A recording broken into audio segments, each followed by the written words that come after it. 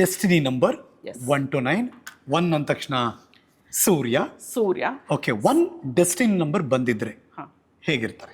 Okay, ಇದಕ್ಕಿಂತ ಮುಂಚೆ ನಾನೊಂದು ಹೇಳಲಿಕ್ಕೆ ಇಷ್ಟಪಡ್ತೀನಿ. ಡೆಸ್ಟಿನಿ ನಂಬರ್ ಆಗಲೇ ನಾ ಹೇಳ್ದಂಗೆ ಎಲ್ಲದನ್ನು ನಿರ್ಧರಿಸುವಂಥದ್ದು. ಅಂದರೆ ನಮ್ಮ 30 ವರ್ಷಗಳ ನಂತರ ನಮ್ಮ ಲೈಫ್ ಹೇಗಿರುತ್ತೆ, ನಮ್ಮ ಕರಿಯರ್ ಯಾವ ಥರ ಇರುತ್ತೆ, ನಮ್ಮದು ಮನಿ ಎನರ್ಜಿ ಯಾವ ಥರ ಇರುತ್ತೆ, ನಮ್ಮ ರಿಲೇಷನ್ಶಿಪ್ ಯಾವ ಥರ ಇರುತ್ತೆ, ಅದು ಎಲ್ಲದನ್ನು ನಿರ್ಧರಿಸುವಂಥದ್ದು ಈ ಡೆಸ್ಟಿನಿ ನಂಬರ್ ಅಂತ ಹೇಳಿದೆ. ಈಗ ಇದರಲ್ಲಿ ಈಗ ಡೆಸ್ಟಿನಿ ನಂಬರ್ ಬಗ್ಗೆ ಮಾತಾಡ್ತಾ ನಾವು ಕರಿಯರ್ ಬಗ್ಗೆ ಮಾತಾಡ್ತಾ ಹೋಗ್ತೀವಿ. ಅಂದರೆ ಈ ಡೆಸ್ಟಿನಿ ನಂಬರ್ ಇದ್ದವರು ಈ ಥರ ಕರಿಯರಲ್ಲಿದ್ದರೆ ಹೇಗಿರುತ್ತೆ ಅನ್ನೋದನ್ನ ನಾವು ಮಾತಾಡ್ತಾ ಹೋಗ್ತೀವಿ. ಆದರೆ ನಾನು ಇಲ್ಲೊಂದು ಡಿಸ್ಕ್ಲೇಮರ್ ಥರ ಕೊಡಬೇಕು ಅನ್ನೋದಾದರೆ, ಈ ಡೆಸ್ಟಿನಿ ನಂಬರ್ ಇದ್ದವ್ರು ಇದೇ ಕೆಲಸ ಮಾಡಬೇಕಾ? ಹಾಗಾದರೆ ಬೇರೆ ಯಾವ ಕೆಲಸನೂ ಮಾಡೋ ಹಾಗೆ ಇಲ್ವಾ? ಮಾಡ್ಬೋದು, ಯಾರು ಯಾವ ಕೆಲಸ ಬೇಕಾದರೂ ಮಾಡ್ಬೋದು, ಮಾಡ್ತಿರ್ತಾರೆ ಕೂಡ. ತುಂಬ ಜನ ಬೇರೆ ಕೆಲಸ ಈ ಡೆಸ್ಟಿನಿ ನಂಬರ್ಗೆ ಅನುಗುಣವಾಗಿರುವಂಥದ್ದು ಅಲ್ದಂಗೆ ಬೇರೆ ಕೆಲಸನೂ ಅವ್ರು ಮಾಡ್ತಾ ಇರ್ತಾರೆ.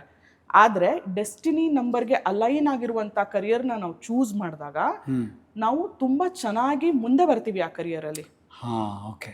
ಸೊ ನಮ್ಮ ಬದುಕಿಗೆ ಲಾಭ ಜಾಸ್ತಿ, ಅದರಿಂದ ಪ್ರಾಸ್ಪರಿಟಿ ಜಾಸ್ತಿ ಆಗುತ್ತೆ. ಹೌದು, ಯಾಕಂದ್ರೆ ನಮ್ಮ ವ್ಯಕ್ತಿತ್ವ ಹೇಗಿರುತ್ತೋ ಅದಕ್ಕೆ ಹೊಂದುವಂಥ ಕೆಲಸನ ನಾವು ಮಾಡಿದಾಗ ನಾವು ಇನ್ನೂ ಚೆನ್ನಾಗಿ ಮುಂದೆ ಬರ್ತೀವಿ, ಪ್ರಾಸ್ಪರ್ ಆಗ್ತೀವಿ, ಅದರಲ್ಲಿ ಹೆಸರು ಮಾಡ್ತೀವಿ. ತುಂಬ ಜನಕ್ಕೆ ಸಕ್ಸಸ್ ಏನು ಸಿಗತ್ತೆ, ಅದು ಆಗೋದು ಈ ಡೆಸ್ಟಿನಿ ನಂಬರ್ ಅಲೈನ್ಡ್ ಪ್ರೊಫೆಷನ್ಗಳಿಗೆ ಹೋದಾಗ. ಓಕೆ, ಸೊ ಇದು very important. Okay, let's go. ಹಾಗಿದ್ರೆ ಓಕೆ, ನಂಬರ್ 1. ಎಸ್, ನಂಬರ್ 1 ಮತ್ತೆ destiny number 1. Correct, destiny number 1. Again ಇದು ಸೂರ್ಯಂದು ನಂಬರು. ಇದರಲ್ಲಿ ನಾವು ಕರಿಯರ್ ಆಸ್ಪೆಕ್ಟ್ ಅಲ್ಲಿ ನೋಡೋದಾದ್ರೆ ಅಥವಾ ಪರ್ಸನಾಲಿಟಿ ನೋಡೋದಾದ್ರೆ, ಕರಿಯರ್ ಆಸ್ಪೆಕ್ಟಿಗೆ ಹೊಂದಬೇಕಾಗಿರುವಂಥ ಪರ್ಸನಾಲಿಟಿ ಯಾವುದು ಅಂತ ನೋಡೋದಾದ್ರೆ, ಅವರು ತುಂಬಾ ಕಾನ್ಫಿಡೆಂಟ್ ಆಗಿರ್ತಾರೆ, ಕಮಾಂಡಿಂಗ್ ಆಗಿರ್ತಾರೆ.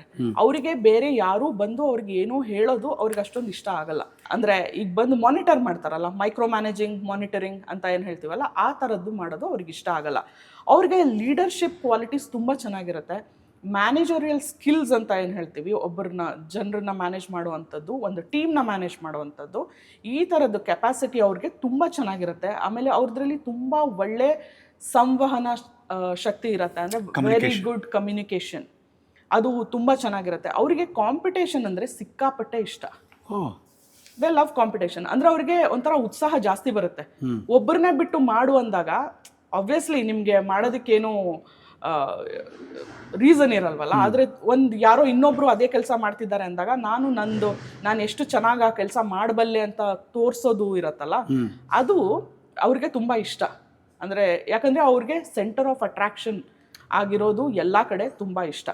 ಸೊ ಅವರು ಕಮಾಂಡಿಂಗ್ ನೇಚರ್ ಇರುತ್ತೆ, ಅವ್ರಿಗೆ ಕೆಲಸ ಮಾಡ್ಸೋಕೆ ಗೊತ್ತಿರತ್ತೆ. ಅದರಿಂದ ಅವರು ಡೆಸ್ಟಿನಿ ನಂಬರಲ್ಲಿರೋರು ಈ ಮ್ಯಾನೇಜೋರಿಯಲ್ ಕೆಲಸಗಳಿಗೆ ಹೋದರೆ, ಅಡ್ಮಿನಿಸ್ಟ್ರೇಟಿವ್ ಜಾಬ್ಸ್ಗೆ ಹೋದರೆ, ಈ ಥರದಕ್ಕೆಲ್ಲ ಹೋದಾಗ, ಗೌರ್ಮೆಂಟ್ ಜಾಬ್ಸ್ಗೆ ಹೋದರೆ, ಸಿವಿಲ್ ಸರ್ವಿಸ್ಗೆ ಹೋದರೆ, ಜರ್ನಲಿಸ್ಟ್ಗಳಾದರೆ ಅಥವಾ ಟೀಚರ್ಗಳಾದರೆ, ಈ ಥರದ್ದೆಲ್ಲ ಮಾಡಿದ್ರೆ ಅವ್ರಿಗೆ ತುಂಬ ಚೆನ್ನಾಗಿ ರೆಸ್ಪಾನ್ಸ್ ಇನ್ ದ ಸೆನ್ಸ್ ಅವ್ರಿಗೆ ತುಂಬ ಚೆನ್ನಾಗಿ ವರ್ಕ್ ಆಗತ್ತೆ. ಓಕೆ, ಅಂದರೆ ಅವರ ಪ್ರೊಫೆಷನಲ್ ಲೈಫ್ ಚೆನ್ನಾಗಿರುತ್ತೆ. ಹೌದು, ಅವ್ರ ಪ್ರೊಫೆಷನಲ್ ಲೈಫ್ ಚೆನ್ನಾಗಿರುತ್ತೆ, ಅವ್ರಿಗೆ ಅದರಲ್ಲಿ ತುಂಬ ಸಕ್ಸಸ್ ಸಿಗತ್ತೆ. ಕರೆಕ್ಟ್. ಸೊ ಅವರು ಈ ಥರದ ಪ್ರೊಫೆಷನ್ನ ಆರಿಸ್ಕೊಂಡ್ರೆ ತುಂಬ ಚೆನ್ನಾಗಿ ಮುಂದೆ ಬರ್ತಾರೆ. ಅವರು ಬೇರೆಯವ್ರಿಗೆ ಹೇಳುವಂಥದ್ದು, ಈಗ ಪೊಲಿಟಿಷಿಯನ್ಸ್ ಆಗಿರ್ಬೋದು ಅಥವಾ ದೊಡ್ಡ ದೊಡ್ಡ ಪೊಸಿಷನ್ಗಳಲ್ಲಿ ಇರ್ತಾರಲ್ಲ, CEOs ಆಗಿರ್ಬೋದು, ಒಂದು ಕಂಪನಿ ಓನರ್ ಆಗಿರ್ಬೋದು, ಈ ಥರದ ಕೆಲಸಗಳು ಅಂದರೆ ಅವ್ರಿಗೆ ಹೇಳಿ ಮಾಡಿಸ್ತಿದ್ದಂಗೆ ಇರುತ್ತೆ. ಅವ್ರ ಕ್ಯಾರೆಕ್ಟರಿಸ್ಟಿಕ್ಸು ಹಾಗೆ ಇರುತ್ತೆ, ಅವ್ರಿಗೆ ಈ ಥರ ಕೆಲಸಗಳು ಹೇಳಿ ಮಾಡಿಸ್ದಂಗೆ ಇರುತ್ತೆ. ಬೇರೆ ಕೆಲಸಗಳಿಗೆ ಹೋದರೆ ಅವರು ವರ್ಕ್ ಆಗಲ್ವಾ ಅಂತ ಕೇಳಿದ್ರೆ ಮಾಡ್ಬೋದೇನೋ, ಆದರೆ ಅವ್ರು ಅಷ್ಟು ಖುಷಿಯಿಂದ ಮಾಡಲಿಕ್ಕಿಲ್ಲ. ಯಾಕಂದರೆ ನಿಮ್ಮ ವ್ಯಕ್ತಿತ್ವ ಆ ಥರ ಇರಬೇಕಾದ್ರೆ, ನಾನು ಲೀಡ್ ಮಾಡಬೇಕು, ನಾನು ಮಾಡೆಲ್ ಆಗಿರಬೇಕು, ನಾನು ಇಷ್ಟು ಚೆನ್ನಾಗಿ ಮಾಡಬಲ್ಲೆ ಅಂತ ತೋರಿಸ್ಬೇಕು ಅನ್ನೋ ಆ ಥರ ಇರೋರು ಬೇರೆ ಥರ ಜಾಬ್ಗೆ ಹೋದರೆ ಅವ್ರಿಗೆ ಈಗ ಫಾರ್ ಎಕ್ಸಾಂಪಲ್ ಅವ್ರು ಕೌನ್ಸಿಲಿಂಗ್ ಹೋಗ್ಬಿಟ್ರು ಅಂದ್ಕೊಳ್ಳಿ, ಫಾರ್ ಎಕ್ಸಾಂಪಲ್ ಸೈಕಲಾಜಿಕಲ್ ಕೌನ್ಸಿಲಿಂಗು ಆ ಥರದ್ದೇನೋ ಮಾಡೋಕ್ಕೆ ಶುರು ಮಾಡಿದ್ರು ಅಂದ್ಕೊಳ್ಳಿ. ಮಾಡೋಕ್ಕಾಗಲ್ಲ ಅಂತ ಅಲ್ಲ, ಆದರೆ ಅವ್ರಿಗೆ ಹೋದರೆ ಅವ್ರಿಗೆ ಇಂಟ್ರೆಸ್ಟ್ ಇರಲ್ಲ. ಯಾಕಂದರೆ ಅವ್ರಿಗೆ ಇಮೋಷ್ನಲಿ ಅವ್ರು ತುಂಬ ಕನೆಕ್ಟ್ ಆಗ್ತಾರೆ ಅಂತ ಅಲ್ಲ, ಅವ್ರದ್ರಲ್ಲಿ ಇಮೋಷ್ನಲ್ ಕೋಶೆಂಟ್ ಏನಾದ್ರು ಸ್ವಲ್ಪ ಕಡಿಮೆ ಇರತ್ತೆ. ಅವ್ರದ್ರಲ್ಲಿ ಪ್ರಾಕ್ಟಿಕಲ್ ಕೋಶೆಂಟ್ ಜಾಸ್ತಿ. ಅವ್ರಿಗೆಲ್ಲ ಅನಲೈಟಿಕಲ್ ಆಗಿ ಯೋಚನೆ ಮಾಡಬೇಕು, ಪ್ರಾಕ್ಟಿಕಲ್ ಆಗಿ ಯೋಚನೆ ಮಾಡಬೇಕು, ಅವ್ರಿಗೆಲ್ಲ ಲಾಜಿಕಲ್ ಆಗಿ ಮಾತಾಡಿದ್ರೆ ತುಂಬ ಇಷ್ಟ ಆಗುತ್ತೆ. ಹಾಗಾಗಿ ಪ್ರಾಕ್ಟಿಕಲ್ ಅಪ್ರೋಚ್ ಇರಬೇಕು ಅವ್ರಿಗೆ. ಆ ಥರ ಇರೋದ್ರಿಂದ ಅವ್ರಿಗೆ ಧೈರ್ಯ ತುಂಬ ಜಾಸ್ತಿ, ಮುನ್ನುಗ್ಗಬೇಕು, ಮಾಡಬೇಕು, ಆ ಥರದ್ದೆಲ್ಲ ತುಂಬ ಇರತ್ತಲ್ವ. ಸೊ ಅವರು ಆ ಥರ ಪ್ರೊಫೆಷನ್ನ ಚೂಸ್ ಮಾಡಿಕೊಂಡ್ರೆ ತುಂಬ ಚೆನ್ನಾಗಿ ಬೆಳೀತಾರೆ. ಓಕೆ, ಇದು 30 ವರ್ಷ ಮೇಲ್ಪಟ್ಟವರು ಡೆಸ್ಟಿನಿ ನಂಬರ್ 1 ಆಗಿದ್ರೆ, ಕರೆಕ್ಟ್. ಅದೇ ಪರ್ಸನ್ನು ಬರ್ತ್ ಡೇಟಲ್ಲಿ ಬೇರೆ ನಂಬರ್ ಇದ್ದು ತುಂಬ ದೊಡ್ಡ ಮಟ್ಟದಲ್ಲಿ ಡ್ರಾಸ್ಟಿಕ್ ಚೇಂಜ್ ಆಗೋ ಸಾಧ್ಯತೆ ಇದೆಯಾ? ಇದು ನಾನು ಹೇಳಿದ್ನಲ್ಲ, ಅವರು ಆ ಥರ ವ್ಯಕ್ತಿಗಳು ಅಂದರೆ ಡೆಸ್ಟಿನಿ ನಂಬರ್ 1 ಇರೋರು ಬೇರೆ ಕಡೆ ಹೋಗಕ್ಕೆ ಸಾಧ್ಯನೇ ಇಲ್ವಾ ಅಂತ ಕೇಳಿದ್ನಲ್ವಾ. ಆದರೆ ನಾನು ಹೇಳಿದೆ ಸಾಧ್ಯ ಇದೆ, ಆದರೆ ಸಕ್ಸಸ್ ಪರ್ಸೆಂಟೇಜು ಸ್ವಲ್ಪ ಕಡಿಮೆ ಇರುತ್ತೆ ಅಂತ ನಾನು ಹೇಳಿದೆ. ಅವರು ಹೋಗಕ್ಕೆ ಯಾಕೆ ಸಾಧ್ಯ ಇದೆ ಅಂದರೆ ಅವ್ರದ್ದು ಬರ್ತ್ ನಂಬರ್ ಇದಕ್ಕೇನಾದರೂ ವ್ಯತಿರಿಕ್ತವಾಗಿದ್ದರೆ, ಅಲ್ಲ, ವ್ಯತಿರಿಕ್ತವಾಗಿ ಇಲ್ಲದೆ ಹೋದ್ರೆ ಈಗ ಫಾರ್ ಎಕ್ಸಾಂಪಲ್ 9 ಇತ್ತು ಅನ್ಕೊಳ್ಳಿ, ಬರ್ತ್ ನಂಬರ್ 9 ಇತ್ತು, ಬರ್ತ್ ನಂಬರ್ 9 ಇತ್ತು, ಈಗ ಡೆಸ್ಟಿನಿ ನಂಬರ್ 1 ಆಗಿದೆ. ಈ 9 ಅವ್ರದ್ದು 1 ಅವ್ರದ್ದು ಸ್ವಲ್ಪ ಕ್ಯಾರೆಕ್ಟರಿಸ್ಟಿಕ್ ಸಿಮಿಲರ್ ಇರುತ್ತೆ. ಇವ್ರಿಗೂ ತುಂಬಾ ಜಾಸ್ತಿ ಎನರ್ಜಿ, ಅವ್ರಿಗೂ ತುಂಬಾ ಜಾಸ್ತಿ ಎನರ್ಜಿ, ಆ ಥರ ಇರುತ್ತೆ. ಸೊ ಇವರು ಎಷ್ಟು ಬೇಕಾದ್ರೂ ಕೆಲಸ ಮಾಡ್ತಾರೆ, ಇವ್ರಿಗೂ ಈ ಥರದ್ದು ಕಮಾಂಡಿಂಗ್ ನೇಚರ್ ಇರುತ್ತೆ, ಆ ಥರದ್ದೆಲ್ಲ ಇರುತ್ತಲ್ವಾ. ಸೊ ಆ ಥರದ್ದಾದರೆ ಕೆಲಸ ಮಾಡೋಕ್ಕೆ ಸಾಧ್ಯ ಇದೆ. ಸಪೋಸ್ ಏನಾದರೂ, ಸುಮ್ಮನೆ ಕೇಳ್ತೀನಿ, ಕುತೂಹಲದ ಪ್ರಶ್ನೆ, ಬರ್ತ್ ನಂಬರ್ 2 ಇದ್ದು ಡೆಸ್ಟಿನಿ ನಂಬರ್ 1 ಆಗ್ಬಿಟ್ರೆ ಚಾನ್ಸಸ್ ಕೇಳ್ತಾ ಇದ್ದೀನಿ. ಅಂದ್ರೆ ತುಂಬಾ ಸಾಫ್ಟ್ ಆಗಿದ್ದವರು ನಿಧಾನಕ್ಕೆ, ಡೆಡ್ ಆಪೋಸಿಟ್ ಅಂತಲ್ಲ, ತುಂಬಾ ಸಾಫ್ಟ್ ಆಗಿ 2 are followers, more of followers. ಅವ್ರಿಗೆ ಲೀಡ್ ಮಾಡ್ಬೇಕು ಅನ್ನೋದೇನು ಅವ್ರ ತಲೆಯಲ್ಲಿ ಇರಲ್ಲ. ಕಾಂಪಿಟೇಷನ್ ಬೇಡ, ನನ್ಗೆ ಪೀಸ್ ಬೇಕು, ನಾನು ಆರಾಮಾಗಿರ್ಬೇಕು, ನಾನು ಪೀಪಲ್ ಓರಿಯೆಂಟೆಡ್ ಜಾಬ್ಸ್ ಮಾಡಕ್ಕೆ ಅವ್ರಿಗೆ ತುಂಬಾ ಇಷ್ಟ. ಅಂದ್ರೆ ಇಬ್ರು ಮಾತ್ರ ಜಗಳ ಆಡ್ತಾ ಇದ್ರೆ ಏನಾದ್ರು ಹೋಗಿ ಬಿಡಿಸ್ತಾರೆ, ಅಥವಾ ನರ್ಚರಿಂಗ್ ಜಾಬ್ಸ್ ಅಂತ ಏನು ಹೇಳ್ತೀವಿ, ಯಾಕಂದ್ರೆ ಅವ್ರದ್ದು ಇಮೋಷನಲ್. ಯಾರೊಬ್ರು ದೊಡ್ಡವರಾದ್ಮೇಲೆ 1 ಆದಾಗ ಡೆಸ್ಟಿನಿ ನಂಬರ್ಗೆ ತುಂಬಾ ಜನ ಹೇಳ್ಬೋದೇನೋ, ನೋಡು ಅವಾಗೆಲ್ಲ ಸೈಲೆಂಟ್ ಆಗಿದ್ದ, ಅವ್ನು ಪಾಡ್ಗೊಂದು ಕೆಲಸ ಮಾಡ್ತಿದ್ದ, ಇವಾಗ ನೋಡಿ ಏನೇನೋ ಮಾಡ್ತಿದ್ದಾನೆ ಅಂದಾಗ ಬಹುಶಃ ಇದು ಕೌಂಟ್ ಆಗುತ್ತೆ. ಆದ್ರೆ ಬರ್ತ್ ನಂಬರ್ ಏನಿದೆ ಅದು ಕಂಪ್ಲೀಟ್ ಆಗಿ ವ್ಯಾನಿಶ್ ಅಂತೂ ಆಗೋಗಕ್ಕೆ ಸಾಧ್ಯ ಇಲ್ಲ ಒಬ್ರು ಪರ್ಸನಾಲಿಟಿಯಿಂದ. ಅದು ಇದ್ದೇ ಇರತ್ತೆ.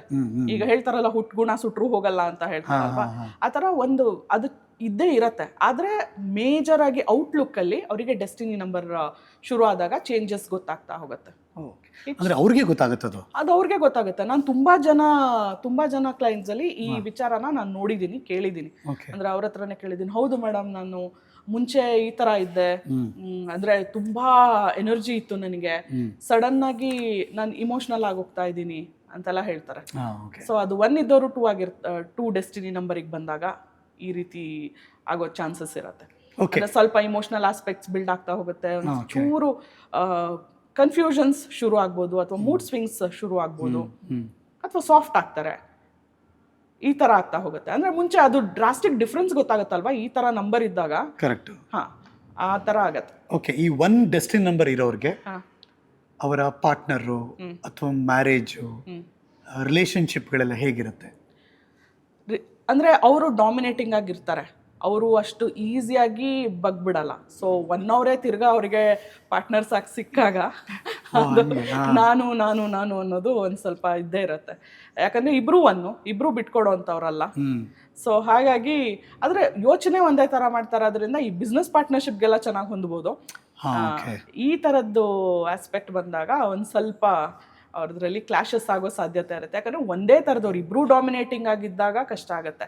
ಈಗ 1, 2 ಈ ತರ ಪಾರ್ಟ್ನರ್ ಆಗಿದ್ದಾಗ ಸ್ವಲ್ಪ ಚೆನ್ನಾಗಿ ರಿಲೇಶನ್ಶಿಪ್ ವೈಸ್ ತುಂಬಾ ಚೆನ್ನಾಗಿ ವರ್ಕ್ ಆಗುತ್ತೆ. ಹೌದು, ಯಾಕಂದ್ರೆ ಅವರಿಗೆ ಲೀಡ್ ಮಾಡಕ್ ಇಷ್ಟ, ಇವ್ರಿಗೆ ಫಾಲೋ ಮಾಡಕ್ ಇಷ್ಟ, 2 ಅವ್ರಿಗೆ.